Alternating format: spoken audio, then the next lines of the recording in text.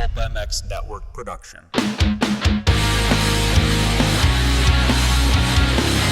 Bringing you a cheeky Brit and an American YouTube racing sensation weekly. It's the LVK More Than Moto podcast with your hosts, Phillips and Kellen Brauer. Welcome back, everybody, to the Leatt LVK More Than Moto podcast. I am Kellen Brauer, joined by Phillips, and the great outdoors are finally upon us. That's right, round one of AMA Pro Motocross coming up this weekend at Fox Raceway. So many cool storylines to talk about, a lot of riders coming back, but most importantly, Big Lou back for another summer of trying not to get heat stroke. Are we okay, Lou? Well, I think I almost got heat stroke yesterday, which is a very worrying sign of what's to come. How did you almost get heat stroke yesterday? Please describe. Well, I was outside and I started to get a bit dizzy, bit How long uncomfortable. were you outside for? A couple of hours. Couple hours. Were you in the shade at any point? No. That's a L already.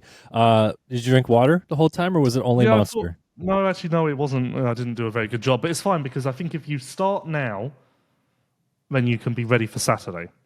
So high on the hydration now. I mean, it's actually going to be really cool, isn't it? I saw earlier. I mean, it's not going to be blazing hot. Like 2 weeks ago, 2 weeks ago, it was 100 degrees at Paula. It's not going to be that hot this weekend. It'll still be a nice, warmish day, but it's 77. I saw, right? Yeah, but honestly, so I live, very close to the track. It keeps saying, oh, it's going to be 70, 80, whatever today, and then as soon as the clouds go away, it's pretty hot. So, temperature-wise, it might only be 82, but it feels hotter than that. So UV index quite high. Yeah, that kind of thing. So, is the jug of water making a return this summer? Are we getting Yeah, this probably ground? will. It probably will. I think it should. Well, I think it's important to stay hydrated, as we learn. No, I agree, but I want to make sure that you make it all 11 just as much as all these elite athletes do. Well, I'm probably more questionable. So I'm more of an interesting story to follow than the others. Okay. No, it's very exciting. Nationals are back. We get to see what's going to happen this Friday.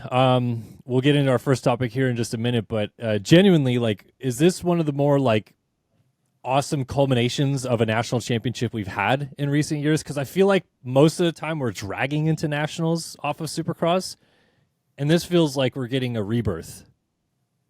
Yeah, no, it's rare. It's rare to have everyone return, isn't it, from Supercross? Normally you have at least one guy who's not going to make it back until round 4 or going to miss the entire summer. It's a real rarity to be in a situation that we're in now. This feels very Anaheim 1-esque. I feel like we're building almost to a completely new year. If you compare Salt Lake City to Parla, hard to believe that those two situations are going to be 2 weeks apart because they are years apart as far as stature, notoriety, all of those things. Yeah, I mean, it's a completely repleted field, which is just such an anomaly for... Is that a word? Depleted, repleted, I don't know.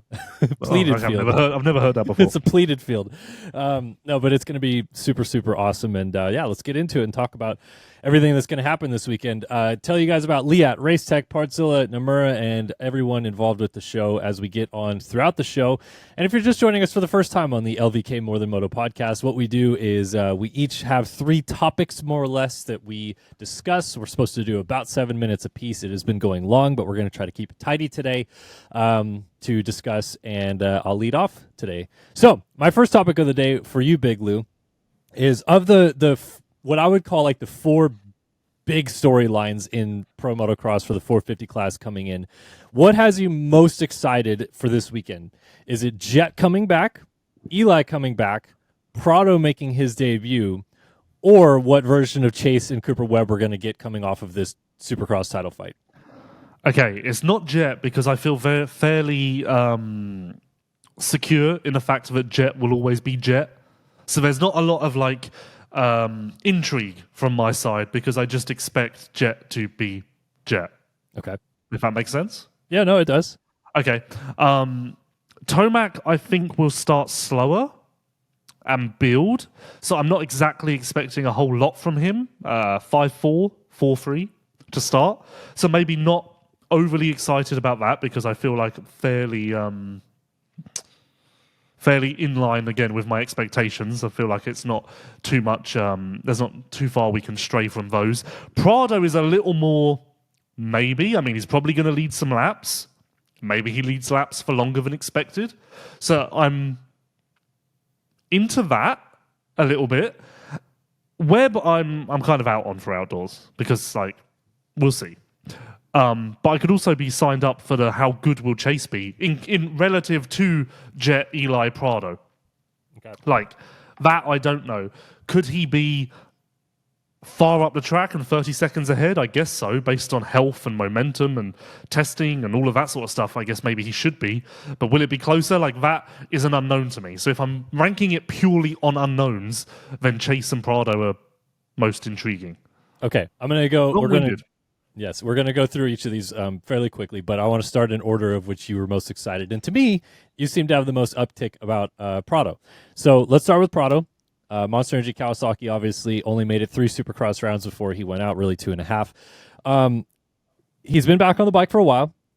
I've seen him testing. People have seen him riding. He's now back at Club, which is, well, not back, but is there now at Club, testing and riding there. So he's gotten California testing, and now he's gotten East Coast testing done.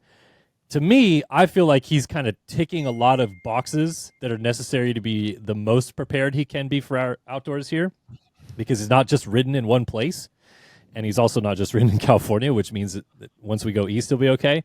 But how do you kind of rate what we've seen in the 3 or 4 weeks since he's been back on the bike as what you think he can do coming into this championship? I think we cannot understate how many challenges he is about to face, from travel to heat to tracks to bike to something else that I'm forgetting. Did I say heat? I don't know. Yeah, But a lot of stuff. yeah, basically there's no comfort here for Prado. And I think that even he is underestimating it to a degree. So I almost refuse to be too high on Prado. If he wins a round at some point, then I'll be genuinely impressed. If he does go against what I'm saying and come out all guns blazing and goes 2-2 or 1-2 or 3-1, I'll be amazed. I'll maybe be more impressed than I was in his World Championship winning years, because I just believe it's going to be harder than that. 2026, different story. But I do think this is going to be hard. Yeah, no, it is going to be hard. Learning all these tracks at once and trying to be competitive on them is certainly no easy task. And then on top of it, like you said, there's so many extraneous variables that he's never really had to deal with, and learning a new bike outdoors is a whole different thing as well. One thing I did want to ask you in regards to heat with Prado is there like, okay, so people always talk about the Euros will come here and they'll kind of fry throughout this summer, especially when we get to the East Coast rounds, which are way more humid and just kind of miserable at times. Does Prado not being from a like Northern European country change that like at all? Like, because he's from Spain, because he grew up in more like heated conditions and to be honest, some humid conditions as well in the summer in Spain, does that maybe make him a little less susceptible to those problems? It's complicated with Prado because in his early MX2 years, he really struggled with the heat. I remember he pulled out of Agada one year with heat stroke and it wasn't hot at all.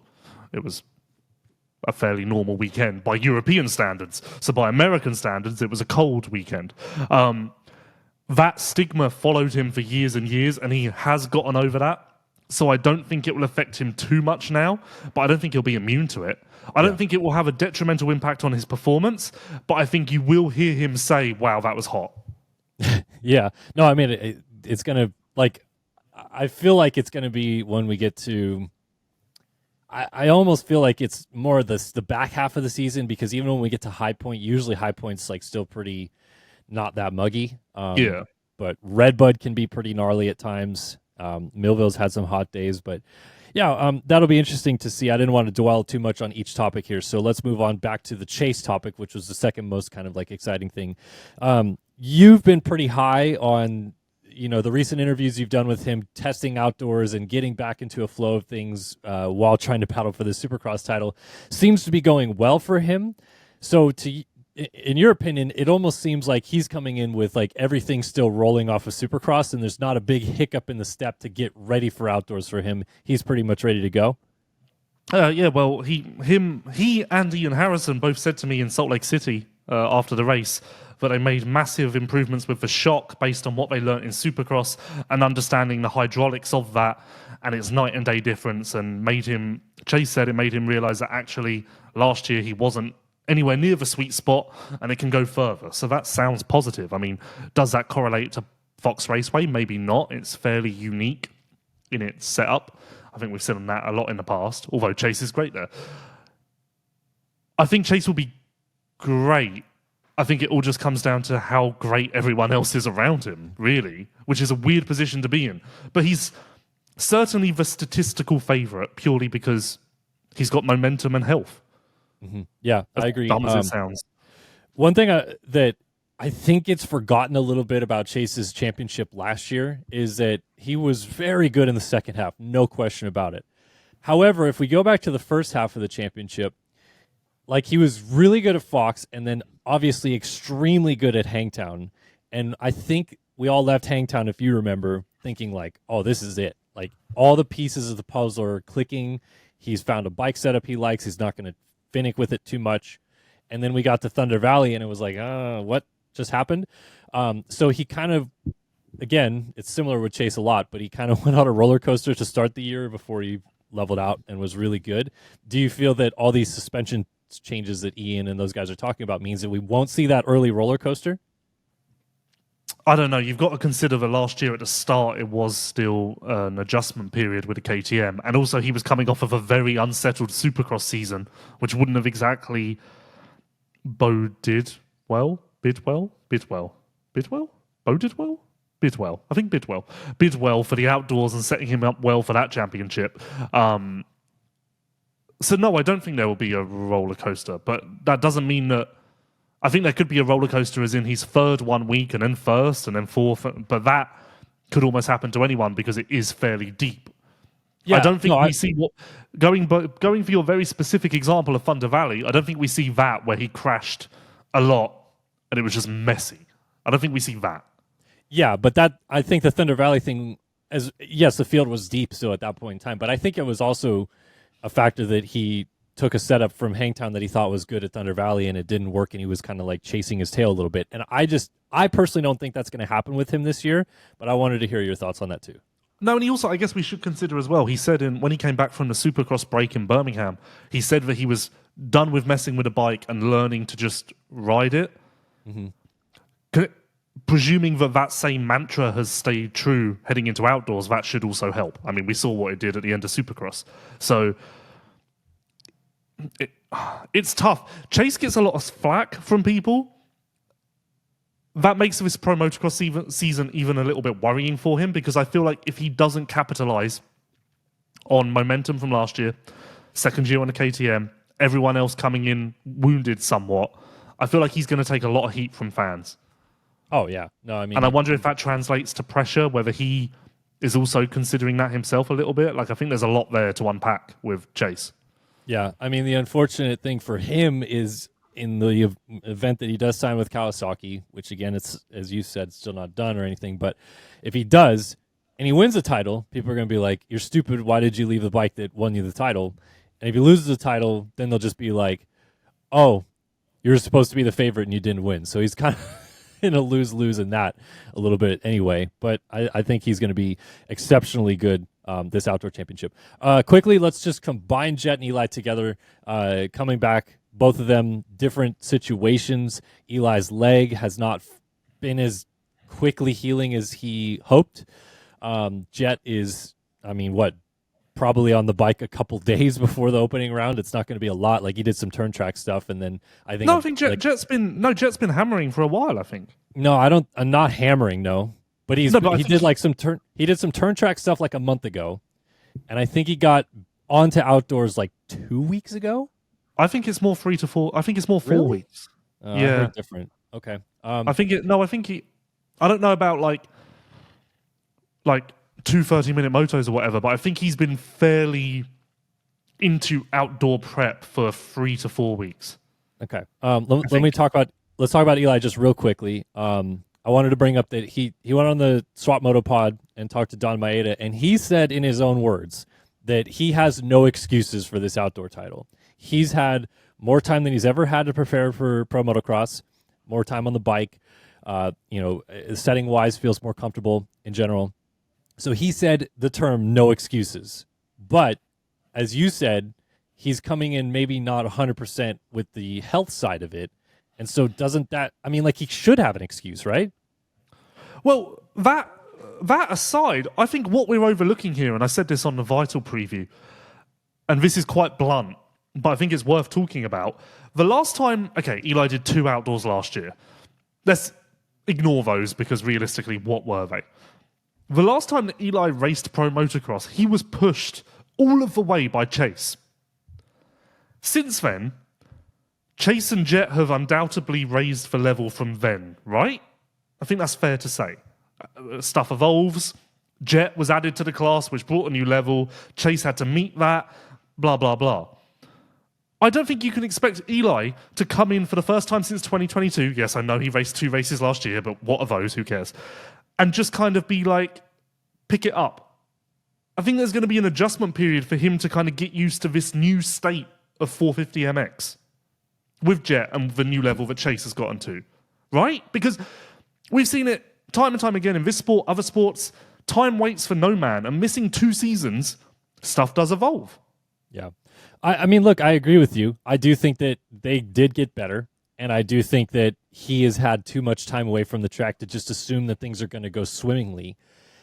But I always go back to, and like, I was one of Eli's biggest critics when he wasn't winning titles 4 or 5 years ago. But it's Eli freaking Tomac, man. Like, he is one of the greatest all times outdoors in this sport, and he finds ways to win, man. Like, he's going to figure it out, whether it's 2 rounds in or 4 rounds in or whatever, how long it takes him to get there. I genuinely think he can still just be straight up faster than these guys. I think that. Maybe I agree. But like, I think that he'll get there. It's going to be a process to get to that point, though. I think he gets there faster than most people expect, or than other people expect. I don't know, but like, I just don't. I don't count him out anymore because there's been too many times that people have wanted to, and he has just risen to the occasion. He's a 4-time outdoor champion, you know? Fair. 2022 was a long time ago. 2022, Chase was a 1-time Supercross winner at that point. Yes. Jet was a 250 rider, etc., etc. Webb was a KTM rider. You know, like, point being, so much has changed since then that time doesn't stand still. No, I 100% see your point, and I do agree that it's not going to be easy. I don't want to doubt him. Lastly, let's talk on Jet just really quickly before we move on.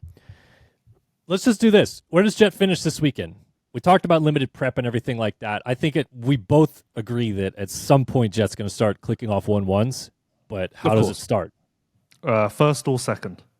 Really? That fast? Depending on Chase. If Chase wins, Jet gets second, and if Chase doesn't win, Jet wins. Because I feel like the Lawrence family in general, I mean, Darren included, has played down that they want to come back firing, like they want Jet to build. Honda's even kind of alluded to that too. So I think they're okay with like a 5th this weekend, but you think he's just going to win anyway? Well, to loop back around to my very first thing at the start of this topic, I just feel like Jet is Jet. And I don't, whether he's coming in with limited prep, 1 leg, both legs, maximum prep, I kind of just expect Jet to make it happen, because when have we seen a time that he hasn't? He was injured fairly significantly last year after Hangtown with multiple things, and he still made it happen. So why not this time? I would argue that he's probably in better shape now than he was in Thunder Valley sort of time last year. Yeah, I just think that it's a quick turnaround from an ACL injury, and there's a lot of variables for sure. I would say this weekend 3rd for me. Well, who would be? Yeah, but who would be? So Chase ahead, but who else? I don't. Eli, maybe Prado, maybe just someone random too. Hunter's been on the bike for a minute. Like Hunter Lawrence could go out and go 2-2 this weekend. I don't know that I would be shocked by that. Yeah, Hunter has had the most prep of the injured guys. Right. So there's just too many guys at play here that I think, okay, yeah, Jet maybe hole shots the motos or something because he's good at that, but I don't know that he goes 30 no problem twice. So that's why I would just say third. Yeah, well, I mean, I said first or second, so it's not like you're a million miles from that. I just think Jet's Jet. Jet's Jet. All right, let me tell you guys about Leatt real quick. At Leatt, protection is in our brand DNA. It started 20 years ago with the groundbreaking Leatt neck brace and continues today with an extensive product offering of protective gear and riding apparel. But what Leatt really stands for is inspiring confidence and ensuring safety with every ride. And we thank Leatt, of course, for their continued support of the show. All right, my second topic. I just came up with another example of how much time has moved on. The last time that Eli raced outdoors, ignoring the 2 races last year, Prado had never won an MXGP world title. Yeah, that is insane. 22. That's a fun. This would be a good article. 22. That's not the year that Prado was like in it until he and Hurlings crossed each other. Or was that 23? No, that was 21. 21. Oh. Okay, yeah. No, that makes sense. All right, my second topic here. I'm going to stick in 450s. We can move to 250s in a minute here, but we just talked about more or less 4 guys that we consider to be like the 4 pioneers, if you will, of the outdoor championship in 450s in Jet, Eli, Jorge, and Chase. So I'm kind of curious, who's going to get 5th? Like, it's a stupid thing to say because everyone's talking about the title fight, and that's awesome. But there's a whole different cast of characters that no one's really talking about behind this that have different reasons why they should think they should even win the race or be up front very often. But it's going to create this like kind of gnarly battle for 5th place, I feel like. I think it will make a gnarly battle for 6th place because I think Hunter is in that top 5 group. Clear as day, like not even close. Yes, I think Hunter is clear as day, better than AP, J-Coop, Webb, Hampshire, Mookie, etc., etc. I think Hunter, if not higher, is clear cut in the top 5 group. So I think 5th place will either be Hunter, Prado, or Tomac. 6th place, that's where I would take your question more so. Okay, let's do that. Because that's AP, J-Coop, Webb, Hampshire, someone else. Anderson. Does Malcolm Stewart. Partzilla. I'm joking. Yeah, that's where I would take. I feel fairly clear cut, and I actually think it's disrespectful to not include Hunter in that top 5 group. Oh, I would also say that for me, he would be the clear 5th, if that's what you want to call it.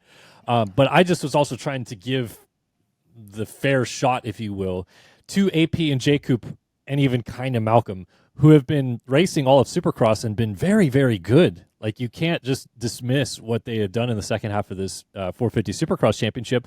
And if you go back to the end of Outdoors last year, it's not like they were way off Hunter. Hunter was winning motos, but when he was finishing second, it wasn't like J-Coop and AP were 35 seconds behind all the time. They were close. So I just wanted to also sort of include them in this discussion.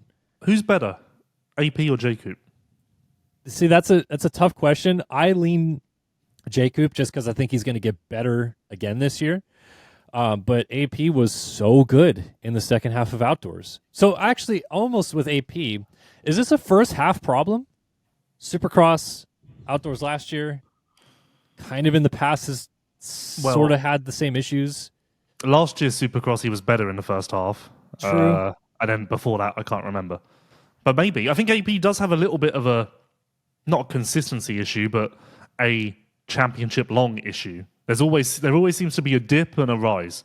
But it's crazy to think that riders like AP and J-Coop could get 6th this weekend, and then we're here on this podcast saying that was actually great, and how can you expect them to do better? Also, it's a little bit of an identity problem for J-Coop, because if I'm J-Coop, still at the start of my career somewhat, I don't think I want to be, with all due respect, I don't think that I want to be talked about in a who's better, AP or J-Coop bracket. Because I think J-Coop has aspirations to be better than that. Yeah, and he does. I mean, he maybe should be at this point in his career. Because again, J-Coop and Hunter were chalk and cheese. No, that's two separates. Were peanut butter and jelly. So, Did you say chalk and cheese? Chalk and cheese. Yeah, like chalk on the ground. Yeah, it's a saying. I don't know why. I've never heard that. Okay, I'm going to Google it. But yeah, I think if I'm J-Coop, I'm almost like a little bit pissed that I'm not being talked about in the same breath as Hunter. But also, I don't think he deserves to be. Oh, I mean, I think that even AP probably feels that way a little bit. Like I said, that's why I didn't want to discredit them, because I think that both of those guys really do feel that they shouldn't even be off the podium this weekend. I would think that, like, based on what they were doing at the end of Supercross and what they know they're capable outdoors, I think that they both are going to want to finish much higher than 6th. But as you said, it should be considered probably a win. Okay, how about this? Is there any world where we realize that actually being healthy and staying healthy is so much more important than we give it credit for, and this weekend's podium is Chase, AP, and J. Coop, and we're on this podcast going, okay, wow, coming back from injury is much gnarlier than we expected, and we should have given more of an advantage to those riders who were coming in with a full head of steam? Yeah, I mean, we definitely should give it a little bit more credit. Is there a world where the podium is Chase, AP, J. Coop? Yeah. No, there is for sure, but I don't know, man. For some reason lately, guys coming back from injuries, it's not like this big hamper. It kind of was for Eli last year, I guess, but yeah, otherwise not really. I would draw parallels from Eli in 2024 Supercross and Eli in 2025 Outdoors, because it's a similar starting from scratch process in my mind. Okay. No, I don't know. No, but what I do know is the idiom, like chalk and cheese, means that two things or people are completely different from each other. It's a way of empathizing. Empathize. Why can't I say? You know what I'm trying to say? Emphasizing. Oh, emphasizing. I thought you were saying empathizing. No, I don't know why it's tripping me up. A lack of similarity or contrast. So there you go. All right. So we steered away from the topic brilliantly. Emphasize? Is that what you're trying to say? Yeah, emphasizing. Okay. It's like a pan dilemma. Yes. We steered away from the topic brilliantly here. So just tell me, who finishes 6th in this championship? J. Coop. I would say the same thing, honestly, because I was going to say, I think J. Coop wins motos. I do. No. Yeah, I think didn't we have this exact debate last year? I feel like I heard you say this last year. We had it maybe earlier in Supercross where I thought J. Coop would win a race, and I think you were maybe out on that. I think there's maybe a little bit of a motivation issue with J. Coop as well. He's been going a while without missing a race. I don't know about motivation issue. No, well, I've heard him say that, like, he's deep in the grind. Oh, he is, of course, but he's kind of been his whole career. He's not one that's like really missed a ton of time. No, but he did say, like, I literally heard him say that, yeah, motivation is hard at the moment. Those were his exact words. All right. Well, you know what's going to be really motivating is when there's a $100,000 race win sitting in front of him. I think that'll be very motivating. I don't know if you've got a private jet, is it? Okay. Yeah, J. Coop is our pick for P6 in the championship. Let me tell you guys about Racetech. For 40 years, Racetech has been supplying the motorcycle industry with high-quality suspension components made right here in the USA. From modern to vintage, Racetech is your go-to source for suspension performance. And again, thank you so much, Racetech, for backing the show. Okay. I have two different topics, Lewis. Did you want to talk 250s in any of your topics? I can do. Do whatever you want, Kellen, and I'll adjust. I'll pivot around you. Because I wanted to steer away from the outdoor talk for just a minute and talk about what's kind of been going on outside of Moto that's pertaining to Moto a little bit. Yeah, honestly, I feel like Moto, dirt bike racing, which is what it's been called a lot lately, is hot in the streets right now. It's kind of insane. Obviously, Jet Lawrence going to the Met Gala was met with a lot of mixed reviews from Moto fans, so we won't talk too much about that. But listen, Aaron Plessinger got to go on the Dale Earnhardt Jr. Download podcast, which is, I think, a big deal for our sport that should be talked about a little bit more, in my opinion. And then we also saw that McLaren F1 driver Lando Norris was wearing a Hayden Deegan jacket walking around at Imola this past weekend. So that's kind of gnarly.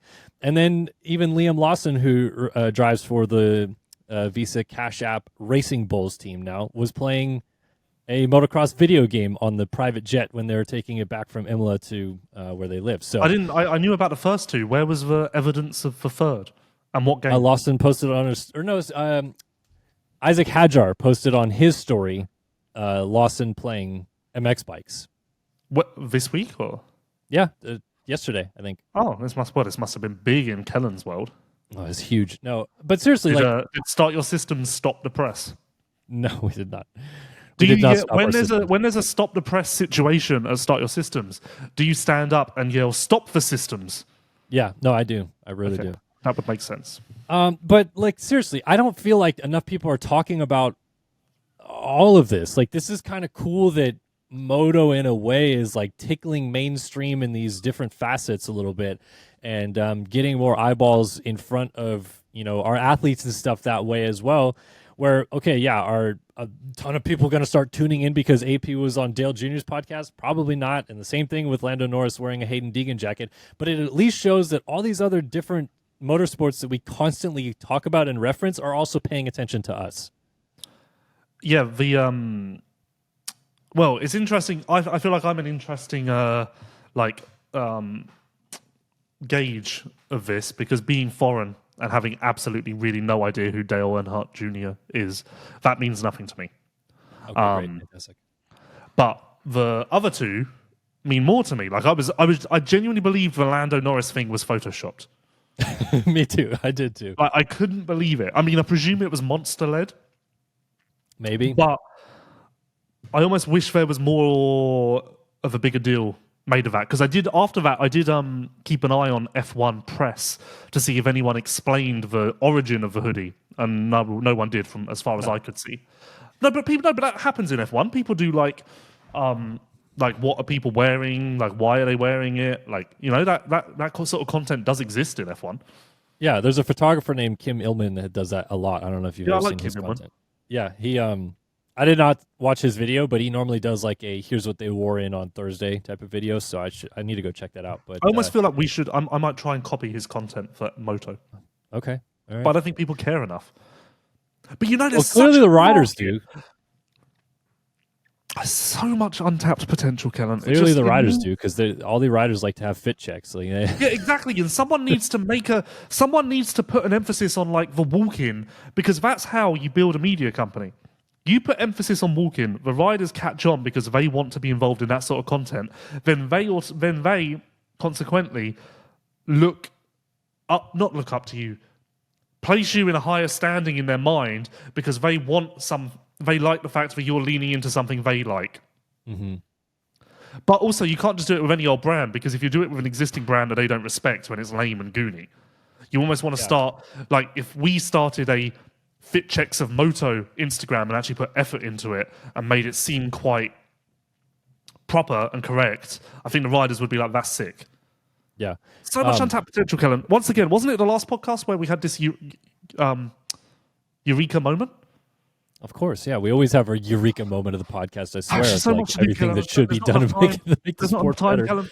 There's not enough Anyway, time. can we just kind of get through all of this that we talked about because we jumped off topic again? So the Dale Jr. download that AP was on, for those that don't understand, Dale Earnhardt Jr. was the 15 times in a row most popular NASCAR driver or something crazy like that. Yeah. Okay. He's the son of Dale Earnhardt, who is maybe the most iconic NASCAR driver of all time. Okay, so I thought that Dale Earnhardt Jr. was the most iconic NASCAR driver of all time. Mm. Okay, so is Dale Earnhardt alive? No, Dale Earnhardt died in the 2001 Daytona 500. Oh, okay, so I didn't know this. And that was like a pivotal moment for the sport of NASCAR. Like, we're way off topic, but that's when AP always does the "do it for Dale," and he's wearing a shirt that's a number 3 with a black NASCAR. That's Dale Earnhardt Sr. Okay, so I thought that he was doing it for Dale Jr. No, doing it for Dale. So he's Sr. doing it for Dale I didn't realize the "do it for Dale" thing was a nod to him being dead and like honoring him. I thought he was alive and we were just doing it for Dale. No, but so that AP wearing the Dale Earnhardt T-shirt on the podium when he made it on the podium at Daytona is what even got him involved in this in the first place. Because suddenly Dale Earnhardt Jr. saw it, he retweeted it, then Noah Gragson, who's a friend of someone that AP knows, started hooking up and talking to AP and said, we should bring you on the Dale Jr. show. And that's how it all worked. And so he was on for 2 hours. They talked about a lot of moto stuff. Like, it's a really cool podcast for sure. But why this is a big deal is because Dale Earnhardt Jr. is like a very high level public facing person for NBC Sports. He has he's a pit reporter or something. No, he is a used to be, sometimes still is, the color analyst for NASCAR races. He's like the Carmichael of NASCAR, or was. Okay. So when he retired, that's what he did. He went into the booth. But now he has this podcast, which is amazingly popular. And like I said, like he is one of the faces of like NBC Sports's coverage of NASCAR, if you will, because he's involved in a lot of different facets. Anyway, so that's a high-profile thing in and of itself, and AP going on it is cool. Got a lot of views, more people talking about Moto. AP wore Red Bull KTM hats, so people even saw the brand, yada, yada, yada. Talking about the Lando Norris and the Hayden Deegan hoodie thing, just quickly to wrap this up, it was the Hayden Deegan Danger hoodie of his mugshot, so even we should have explained that, which is, you know, them using the marketing genius of Hayden getting arrested and then it ends up on a Formula One driver. I mean, the connection to that in the first place is insane. But all of this together, what I want to ask you, Lewis, to wrap this up is it just us as moto fans, like, looking at this as like, oh man, this is great, and none of those other sports, like, it doesn't even sniff a surface level? Or should we actually care a lot more about stuff being crossed over in this way to other motorsports? We should care. I do care, especially about the Lando thing. Again, the Dale Earnhardt thing is too far from my world for me to really perceive. So, just likewise, some other people will be the opposite way. No, it's a big deal. Of course it is. Yeah. No, I feel like we should have capitalized. Again, though, like, we should have capitalized, because if we had made like a TikTok of the Lando thing as soon as it came out, explaining it, then we might have tapped into the F1 audience via algorithms. And then we could have capitalized on this as well as a sport better. But we don't do that. No, we don't. We suck. We missed a golden opportunity. To me, the sport is not fast enough. It's too legacy in a way that people really like, just like long, drawn-out stories, basically. And it's changing a little bit. Our sport? Yeah. Yeah, but that comes down to us, doesn't it?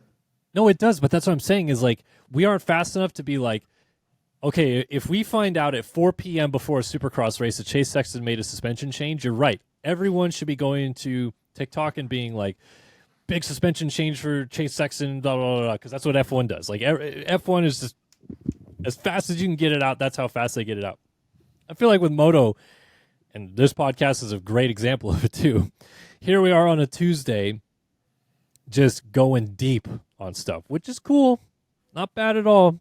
But also, maybe we need to have a little bit more emphasis on just being really damn good for the 3 days that our sport is actually important and not care that much about the midweek stuff, in my opinion. Yeah, if any, like, we're kind of sucking a little bit, because if anything, there should be an LVK TikTok where we react to everything along the way, and then this is sort of like a roundup. Sure. Yep. Agreed. God, we suck. Fantastic. All right, that will conclude the my half of the show, if you will.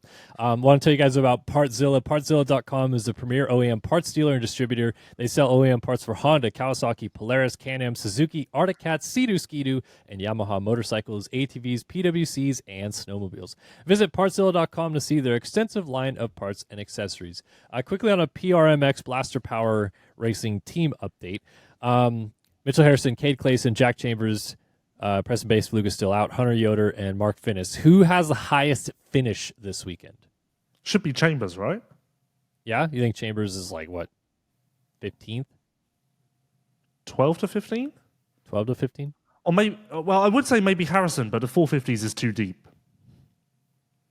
So I think you go Chambers. I think Chambers is the safest bet. Do Harrison or Cade score points? Yeah, Harrison scores points. Okay, so like Harrison 18th or something is what you're thinking. Yeah, I think I worked it out. After like 16th, there's room.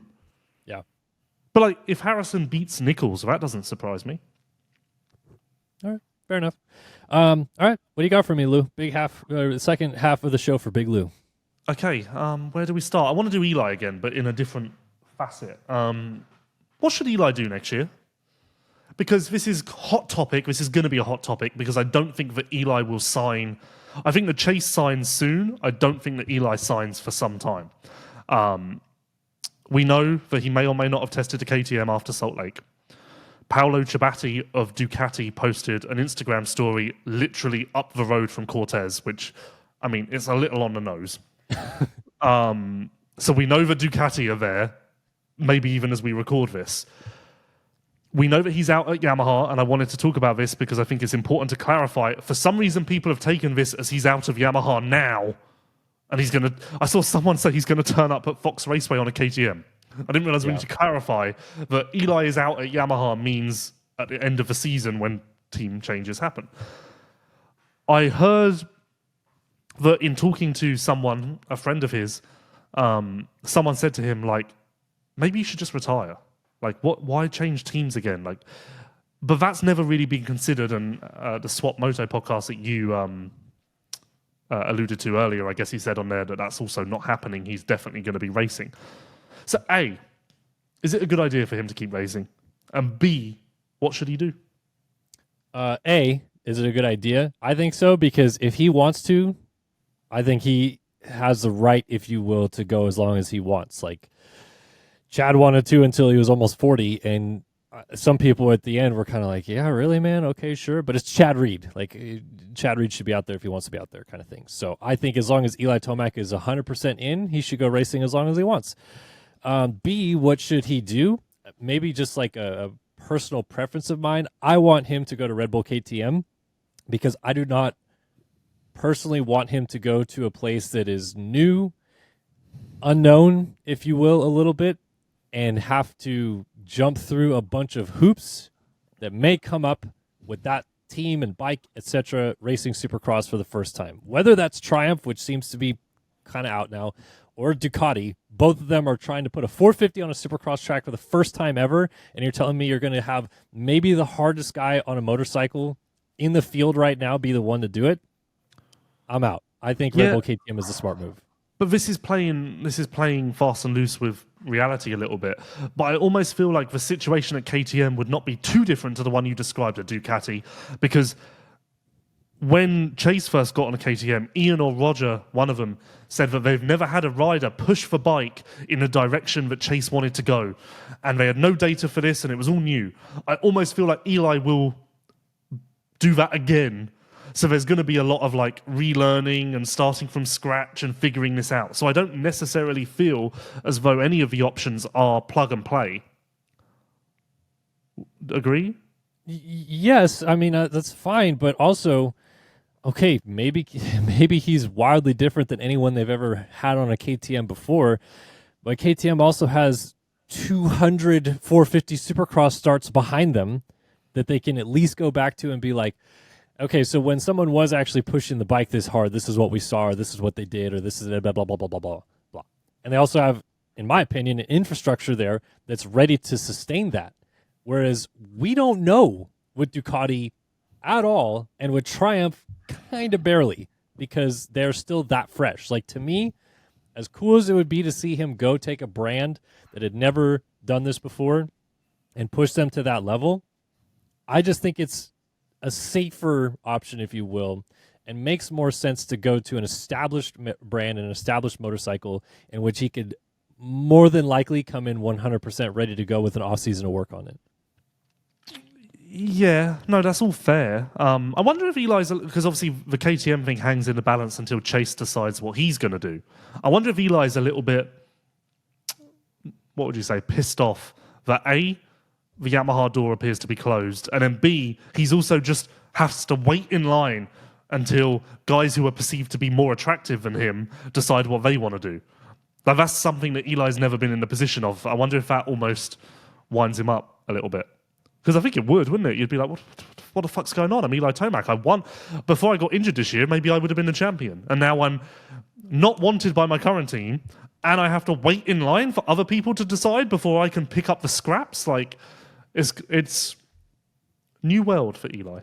But I love that because a Eli Tomac with a point to prove sounds awesome compared to one that's content to ride into the sunset. You know, like if he comes into the 2026 championship thinking like, okay, Yamaha didn't want me. Cool, man. I'll go prove that you made the wrong decision. No problem. Got this. Like, that's fun. Yeah, but I also think that no matter what he does, KTM or Ducati, I think the winning's going to be difficult either way. I just don't like doubting Eli Tomac, man. I don't. I just think that I think both situations are going to require a lot of work and a lot of adaptation and a lot of time. So it sounds to me like you're fine with KTM, but you think he should go what, Ducati? No, I don't know either way. I'm kind of a bit like either or's not like there isn't a clear leader here is kind of where I'm at. I think like they're all kind of similar. Of course they're not for all the reasons you mentioned, and we know KTM's history and everything, but I don't think there's like an automatic, oh, that's a great idea. That should be option number one. I think you can make a case either way. Yeah. I mean, to me, like, and this is like probably stupid example in a way, but him going to KTM, what I kind of like about it too is it feels a little bit like Lewis going to Ferrari. Like it's like this one titan that Eli has gone up against his entire career is now going to be the enemy that he joins, if you will. Like from a storyline standpoint, it's kind of gnarly but awesome at the same time. So well, let's hope the PR department lean into that if it happens. No, I think it's interesting. Like it's interesting, and I'm also surprised that given the lack of a clear cut option number one, that retiring wasn't more considered. Or maybe it was and just we don't know that. I'm also curious, one thing that we don't know, and I would ask this weekend, but we know how that goes. Starts? Yeah, we're not doing that either. In the Yamaha PR announcing the deal for this year, it was made very, very clear that this is the final full season. Effectively, this is the last pro motocross season. With the change away from Yamaha, does that throw that out the window and maybe he does do a 2-year deal with KTM where the first year is a full season and then it's Supercross only? Or is this Eli's last pro motocross season? You know he won't give us a clear-cut answer on that, but I lean more towards this would be his final outdoor season no matter what he does in the future. Well, I think, for Yamaha's sake, they were hopeful, if you will, that this would be the swan song. Eli could go out and borderline win both titles, maybe win one or whatever.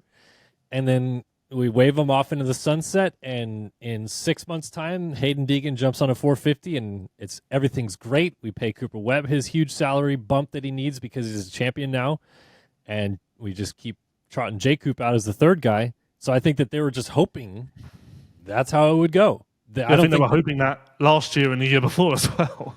I mean, maybe, but I think that they just didn't envision a world where Eli would just want to keep going. Like, I think that they just really assumed that this would be the end.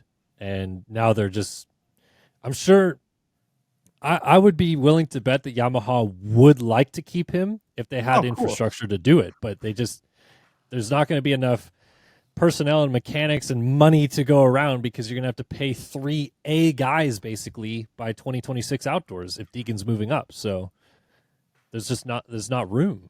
I wonder how obviously money doesn't matter to Eli. He's got enough of it, but I wonder how much money he's actually left on the table playing the game of 1 year. Oh, I'll do another year. Oh, I'll do another year. Because that, I mean, or like in contrast, if 3 years ago he had just signed a 3-year Yamaha contract that was lucrative and he'd committed. I wonder what the sort of pay difference is in that respect and what the loss is. Maybe, but I also still think that if you ask Yamaha, they would probably be like, I think, from their perspective, he got the most out of it that he could. Because even if he signed 2.5 years ago a 3-year extension that would end now, it would probably be a similar salary, maybe bonus structure a little bit different, but they were always planning on letting him walk once Deegan was ready, I would assume. I mean, you'd have to get really behind the scenes to get a clear answer on that, but I think that the way that they drew it up on the board was not to have Eli Tomac and Hayden Deegan on the team together. Yeah, no, well, I think that was so far in the future that was just not even considered. Like, because of course, in 2022, we all presumed that Eli would be gone by the start of 2024 at the latest. 2026 wasn't even a consideration. I think at one point, most would have presumed that Eli would be gone before Hayden had even turned pro. Mm-hmm. Let alone before Hayden moves to the 450 class. But anyway, Interesting. Yep. All right, let me tell you about Namura real quick. The leading provider of engine components for motocross, ATV, UTV, and personal watercraft for over 2 decades. Namura has been the preferred choice for premium and dependable engine components for more than 20 years. Whether you're restoring your vintage bike, rebuilding your four-wheeler, or upgrading your new 450 race motor, Namura has you covered. Our extensive line of cast and forged pistons, connecting rods, gasket kits, engine valves, and soon cylinder kits that enhance your engine's performance. Keep an eye out for our new and innovative products in 2025 and beyond, and stay up to date by following us on Instagram at Namura_technologies. All right, what do you got, Lou? Well, I guess we better do the 250 class. So this is a Hayden Deegan. We don't have to. No, let's do the 250 class. This is Hayden Deegan's title, right? Yeah.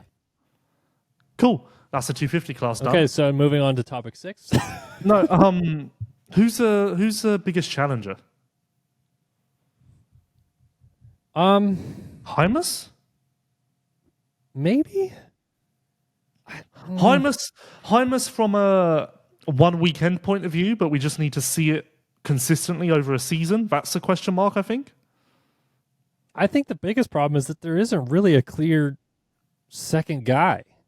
Like it should be Vial, but for whatever reason, Vial's not Vialing outdoors in America, and I don't know why. Like you would think it's time for that to sort of kick in now, but it probably was time last year. Maybe there's finally progress this time around, but last year was so lackluster that I've kind of lost a little bit of faith and just think that 2 to 4 is where Vial slots in pro motocross.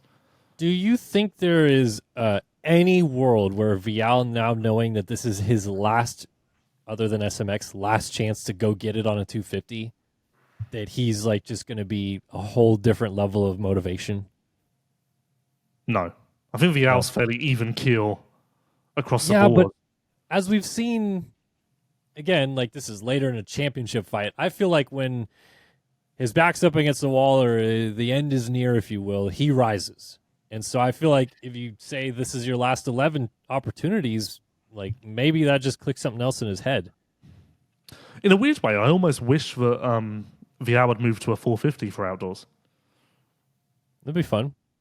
I mean, he spent a lot of time on it, and towards the end of Supercross. I mean, he's going 450 anyway. And as I said, for whatever reason, the 250 class just doesn't seem to be working out for Vial in pro motocross. So I kind of would have liked to see that instead. Yeah, I'm quite not low because I think he'll be 2 to 4 and he could be second in the championship quite easily. But I just think realistically we should be talking about Vial as equal to Hayden, and for whatever reason that isn't a reality. And I don't really know what's missing other than a different culture, a different way of racing, and maybe it doesn't play to Vial's strengths. Yeah, it's kind of crazy to think that Vial's a 2-time Supercross champion and is not like gonna be one of those guys you remember as being really good outdoors on a 250. Well, yeah, how many pro motocross rounds has he even won?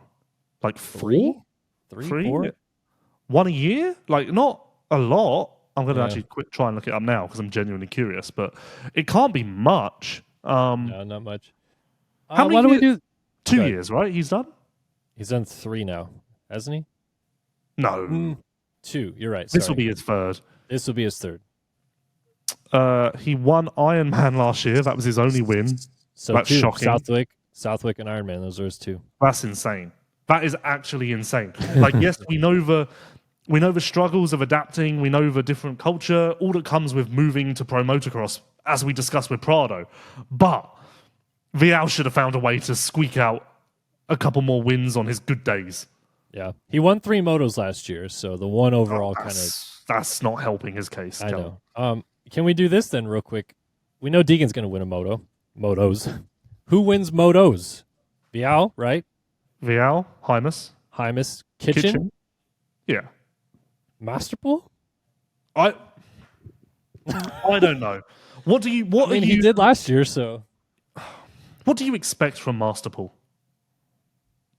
I don't know, man. Well, to me, I expect what he did last year because if he doesn't, then Mitch him to win motos. Well, because if he doesn't, Mitch is going to be like, "Man, that was a bad signing." Well, how about this? if he finishes 5th in a championship again with 2 motos won again, is that even good enough? Or is that just that's just the same as last year? Mitch loves guys that win for him. Doesn't matter how much or whatever. Like he sticks. McAdoo will win one race and then cartwheel, and Mitch is. I think the Masterpool situation is a little bit different to that. It is, but okay. So no Masterpool.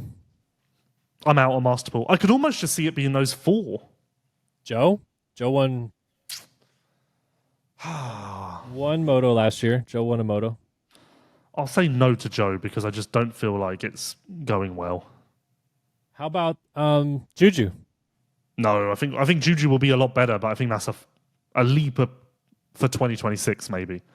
Okay. Hammaker?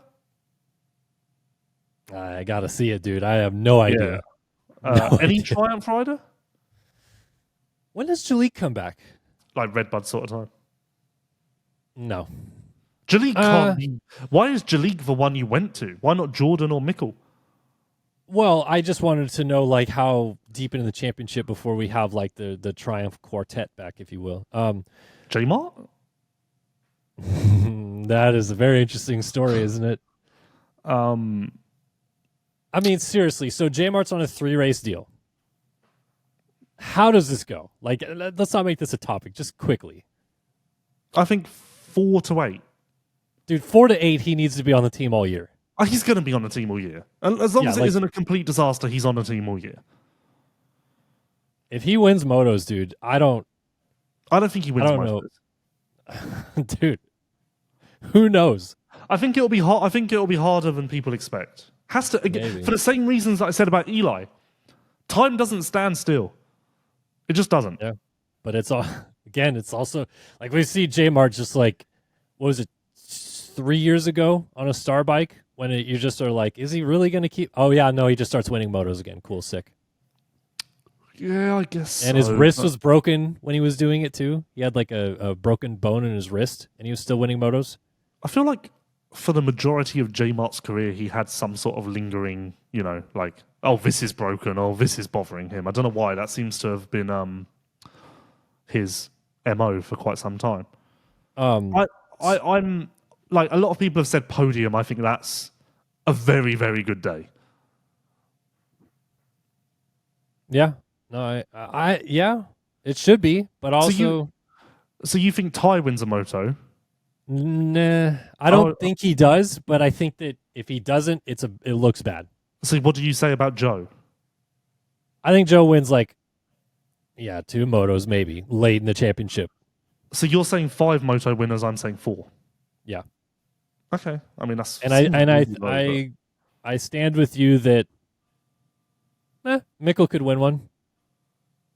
Yeah, I don't think he will, maybe, but never know. Yeah, I wouldn't be shocked. Yeah.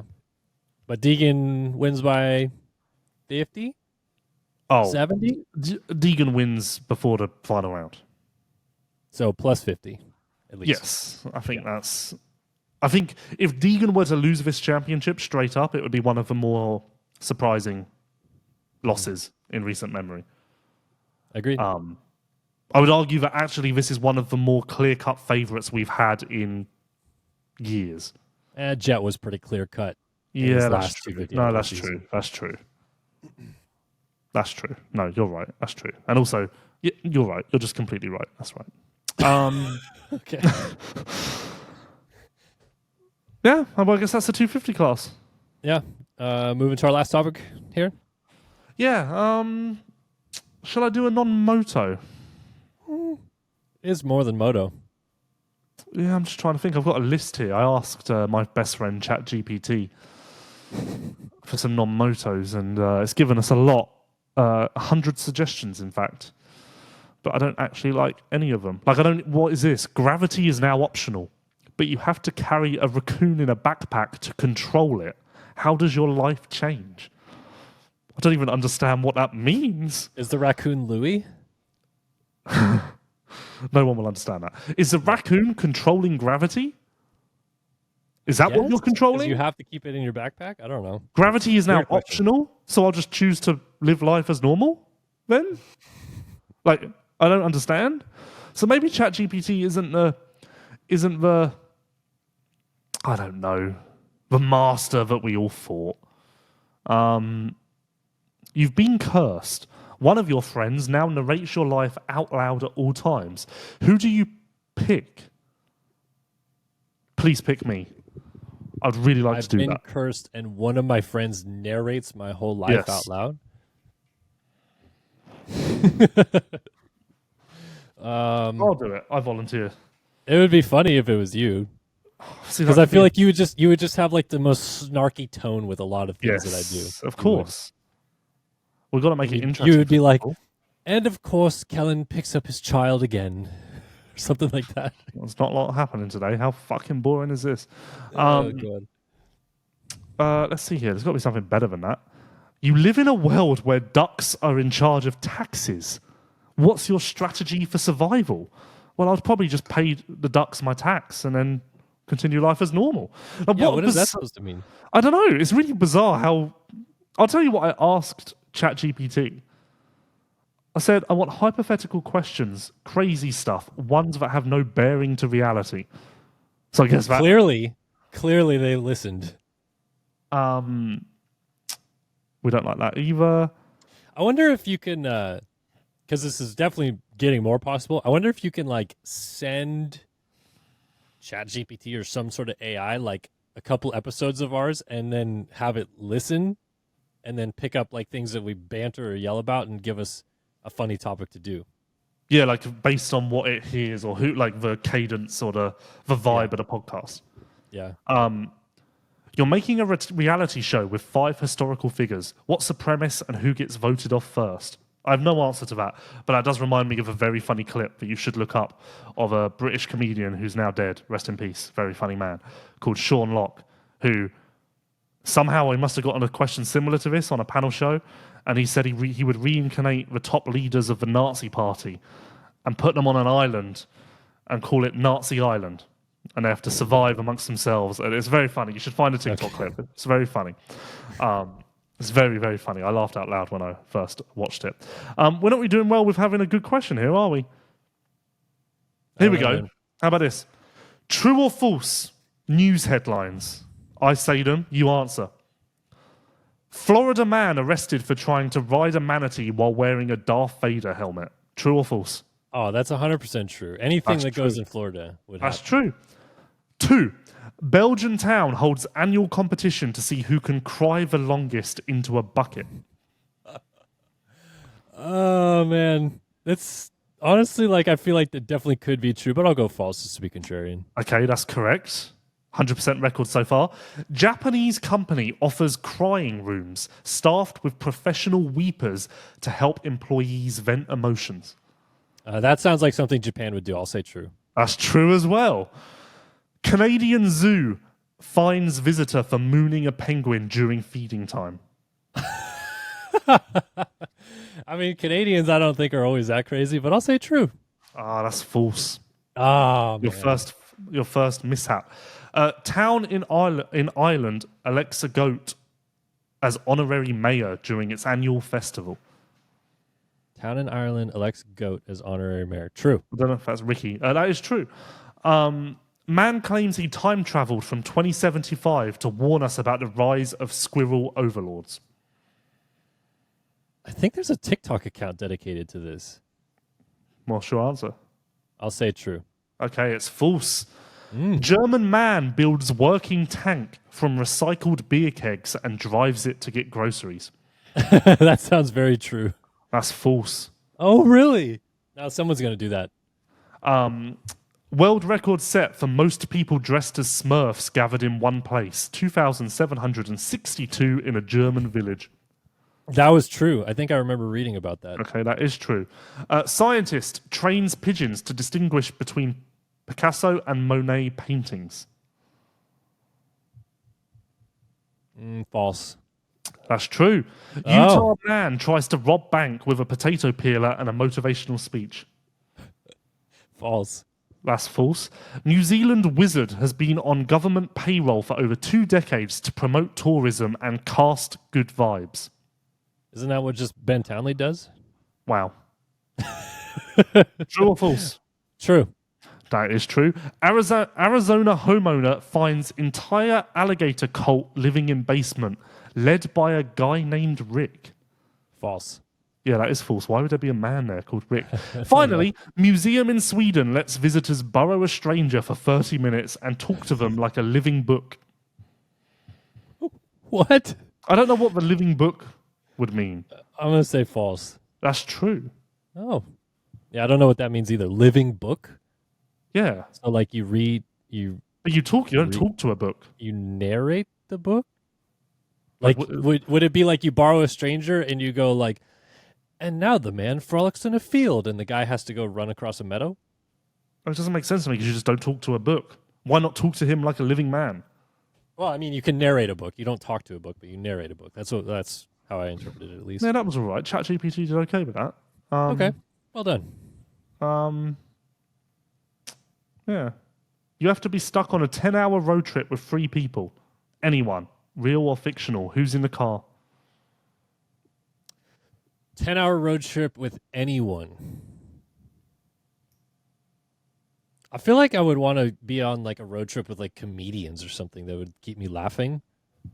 Oh, You well, know? you'd like Sean Locke, but sadly, rest in peace. Sadly, rest in peace. Yeah, I don't know. Like, I like this comedian Nate Bargatze. He'd be pretty funny. Never heard of him. Okay. So someone like him, and then just another person that has like really crazy stories, like a Bear Grylls type or something like that. You can only keep one. Socks, pillows, or forks. Socks, pillows, or forks. To be honest, you don't really need any of them. I'd probably choose No. socks. Because you can just make a pillow out of like Yeah. a blanket or a hoodie or anything. Forks, As you know, I hate being cold, so I would maybe choose socks. yeah, I think I would choose socks as well because I hate the feeling of a bare foot in a shoe. Well, But then clearly we know because you like to wear your Jordans out to the pool. Yeah, it's true. With socks, forks. I feel like that would. It doesn't sound like a big deal losing forks, but I can imagine that's quite annoying over time. It would be annoying, but I feel like you could just as easily find, like, I just bring a skewer with me everywhere, and I eat my food by, like, just poking it with a skewer and then eating it. Yeah, but like if you get like a salmon, you got to cut Chopsticks. it up. Yeah, well, no, you have to cut it up. So you got a knife. And then chopsticks. Yeah, I guess. Anyway, I think we're done with that. I think we're done. I think we are ready and set to go for the Pro Motocross opener now that we have ChatGPT'd our life up. Yeah, but the takeaway from this is we suck. Yeah, we got to be better. I think you and I got to make these 11 rounds count. I kind of want to do the TikTok thing, but the thing is, on TikTok, you have to put your face on camera, and I fucking hate my face. I agree with that. Like it's actually quite hard. Like I detest having to look at myself doing this podcast. I don't look at myself. I just look at you. Like I really would have liked to go my whole career without having to be on YouTube. But that's kind of not possible the way the world's gone. Yeah. Sad. I mean, luckily your interviews with Chase, you don't have to show your face. No, but people have started saying that they would like, because a lot of the takeaways from the interviews with Chase come from his facial reactions. So a lot of people have said it would help if I was on camera too, so that you could get my facial reactions. But then I would just look fucking even worse stood next to the Greek god that is Chase Sexton. Yeah. No. Okay, so Paula coming up this weekend, going to be a lot of fun. Can't wait to see what happens. 230+2s in the not too hot conditions here in Southern California to kick off this championship. You got another thing to say, Big Lou? I guess late LVK next week or no LVK because I'm on pulp. I'll figure it out. Wednesday? Yeah, Wednesday, I guess. Or I could do it from Steve's on Monday. I don't know. These 2 days bring your are really mic. No, with bring me. your mic. Or ask Steve if you can just plug into one of his on your laptop real quick. Well, yeah, and do it Monday. Yeah. These 2 days are really fucking with me. I don't know what I'm going to do while I'm waiting for pulp, but never mind. No one else's problem. Bring your water, bring your mic, and let's go outdoors, buddy. I need to find some motivation. I'm still missing pit lane. I'm still missing skybox. I might not stay for the Moto Saturday. To be honest with you, I was going to be shocked, but I don't blame you. I'm not working for Swap this weekend. Like, I'll be there just kind of doing some of my own things, but I don't have a reason to be there post-race to do interviews, so I would rather just beat traffic and watch it on TV almost. Well, why would you go at all on Saturday, then? I actually have some family that are coming, and they want to, like, see some stuff, so I was going to take them to some pits and things like that. Yeah, I kind of support that. We need pit lane. I was just explaining to someone this morning how I struggle outdoors because it was so nice in GPs having a place to go. Like, where do you go? Oh, I go to pit lane. Whereas outdoors, it's like, where do you go? I don't know. I just find a place to stand. Well, if you buddy up with Steve this week, you could go to the tower. Yeah, I did that last year, but I don't. It's not the same vibe. Pit lane very much felt like Lewis's office. The announcer's tower feels like I'm intruding in someone else's office. Oh, 100%. Even, like, if I go up to the tower at Redbud or Thunder Valley or whatever, I'm always, like, trying to not stand in the way of people that I think are trying to do, like, a job. So. Yeah, exactly. Like, we need a pit lane bad. We need, like, for timing. Like, honestly, with all due respect, pit lane is probably the best thing MXGP has ever done. Having the TV feed, if there was an MXGP pit lane at Parla, there's no way you're considering going home. Fair? No, because watching it on TV, you see so much more, and pit lane and MXGP is the TV feed, so you can watch that too while you're there. And the thing that pisses me off the most about outdoors is even if you're in the media tent, half the time the internet's like kind of sketchy, so you might not even get live timing. Like, you don't even know who's fast, what their lap times are looking like 50% of the time. Whereas at home, I can have all that shit up, look at 4 different screens and see the feed and live timing and Twitter and just like kind of actually follow it that way, which sometimes is better. Yeah, you know, like one of the biggest adaptations to America for me has been like in GPs, because of pit lane, when I'd go to do post-race interviews, I'd be like, in segment 2, 3 laps in a row, you lost time, blah, blah. Whereas outdoors, I go and do post-race interviews and I'm like, so you were first and then you were 7th. I presume you crashed. Yeah, didn't see it. Don't know where it was. I don't know. And I don't actually know what happened. So tell me. You know, like pit lane. What an invention! I am 100% in agreement with you there, Big Lou. All right, let's go racing. Let's do it.